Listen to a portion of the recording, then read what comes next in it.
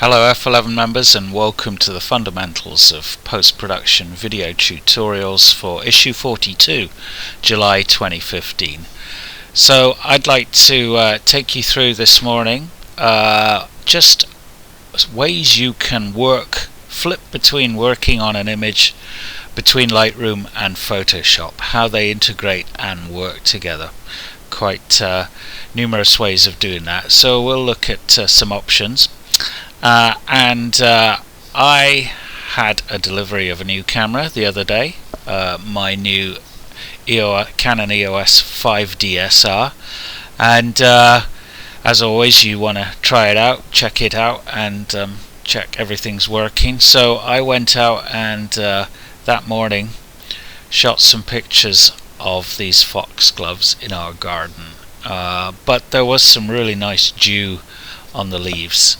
And so not a bad way to do some first tests with the new camera with the 100mm macro lens. And I started shooting up here. You can see these ones at the top here in quite bright early morning sunshine. Contrast is a bit too high, and then I was shooting them with when the sun went behind clouds, which was better.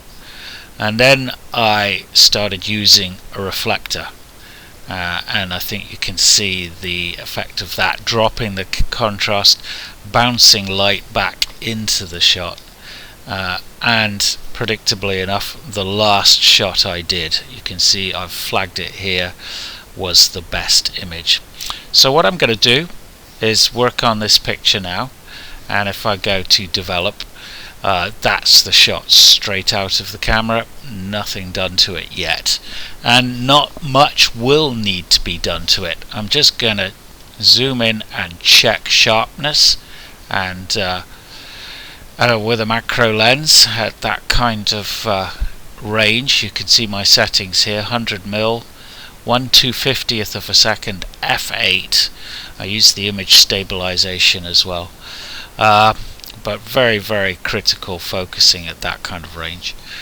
But the image is sharp, so what I'm going to do now is, as always, look at my black and my white points. Used exposure compensation of about +2/3 to get a beautifully distributed histogram there. Really, you couldn't get a better range of tones in that picture. There's no real scope to be adjusting black and white points at all. I'm just going to add a bit of sharpening to the image, and as always just put a mask in by holding down Alt and sliding the masking slider along. So I just want the out of focus backgrounds to be masked there, and that's that. I'm just going to use the tone curve here to darken down the image just a hint. I quite like the brightish tones in the image, so just a touch. And really the colors are fine. There's I could put maybe just a couple of notches in there of vibrance. Don't want to go too far really. And that's about it. That's really nothing much doing to this picture, but looking in the background I can see what looks like possibly a spider's web or something there in the background that I just want to take out in that top left hand corner. Now I think that the content aware healing brush is in Photoshop is so much better at doing that sort of thing. So what I'm going to do now is edit the image in Photoshop, and of course what I can do is export the picture and then open up that exported image in Photoshop, but there is another way of doing that. If I go up here to edit and go to preferences here, you can see if I click on external editing, and it's asked me what I want to do is edit in Photoshop CC 2014. I'm going to edit as a TIFF. I'm going to I could of course have it as a Photoshop document. One or the other, it actually doesn't make any difference at all. So I'll choose, just for a change, Photoshop document. I want it to be ProPhoto RGB because that is the largest color space. I want it to be 16-bit per color channel. I've set 300 as the resolution down here. And now if I just come down here and I say what I want to do, I want in terms of naming, I want it to use a custom name with the original file number, and it's going to use the custom text which I've put in there, MILB, MILB, short for Melbourne Port, where we live, where the image was shot. So I go to OK there now, and if I just come up now to Photo and edit in Adobe Photoshop, click on that, and what it will do now is open the image in Photoshop, and there it is. Okay, now what I want to do is just take out that offending spider's web. So I'm going to zoom in, Control and plus to zoom in and move using the navigator. Let's just do that again there. Just so I can slide around the image area that way. Take that out of the screen again. And I'm now going to use the content aware healing brush here. Just bring this in there, and you can see what I have is selected here, content aware healing brush, and up here I've selected content aware. Just adjust the size of my brush down a bit to, I'd say about there actually. If I now right click, and there you can see when I've got hardness set to 50%, so it's going to give the brush quite a soft edge. I prefer that actually generally for most of my work. So, and now I'm just going to take out that and there.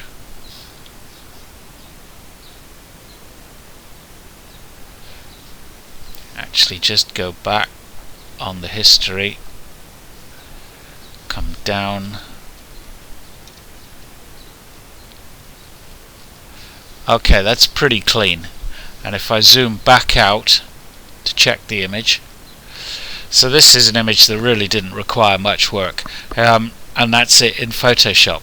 So if I now just go File and save this picture, what it's going to do is File, and there you can see it's now given it that name, MILB 0093 Photoshop document. It's now going to save it back to Lightroom.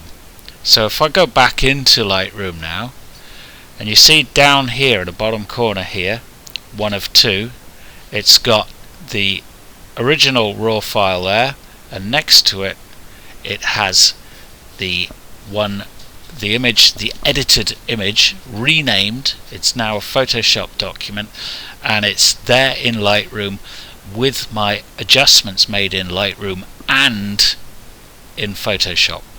So at this stage now I'm finished with that picture, and I'm going to export it for attention, for Wendy's attention. She will just dust bust it, which, being a brand new camera, I would be very surprised if there's anything to be done on it.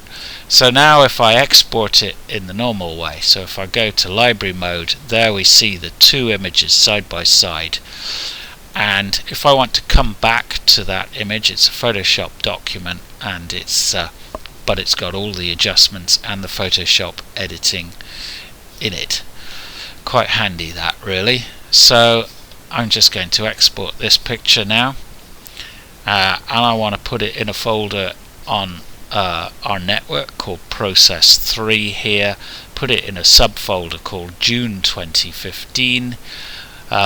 I don't want to rename the image because it's already been named, and it is going to be at this stage I'm going to ask it to be TIFF Adobe 98 color space with an 8 bits per color channel, because this is now the master image finished. I'm not going to be making any adjustments to this, and after export do nothing.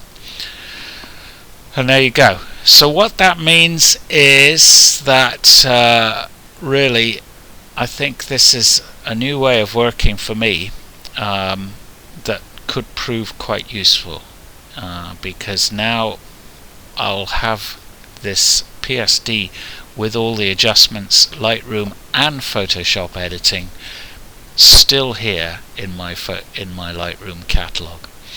If I look back through the shoot, I selected just 3 images from this morning's shoot to process, and those are flagged.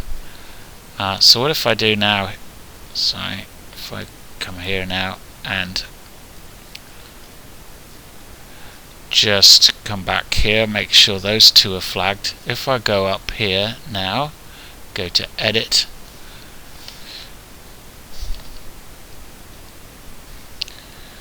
I go to edit and select flagged photos, and if I go edit again and invert the selection, and now if I just hit the delete button, I'm going to get rid of all of my rejects. I'm pretty brutal, I have to admit. I don't keep the images that haven't worked. I can't see the point of that. I only keep the best ones. So I'm going to delete from the disk all the images that didn't make the cut, and there they go, done. And I'm left with just the 4 images, the 3 original raw files that I chose to process, plus the edited version here alongside it. And that, I think, is a quite neat way of working between Lightroom and Photoshop that I shall be adopting in the future. Always looking for new ways to keep honing the way I do my post-production, and I think this will save time. So I'm quite pleased to have learnt about this today. Okay, in part 2 we'll be looking at some new developments with the grad tool still here in Lightroom. See you there.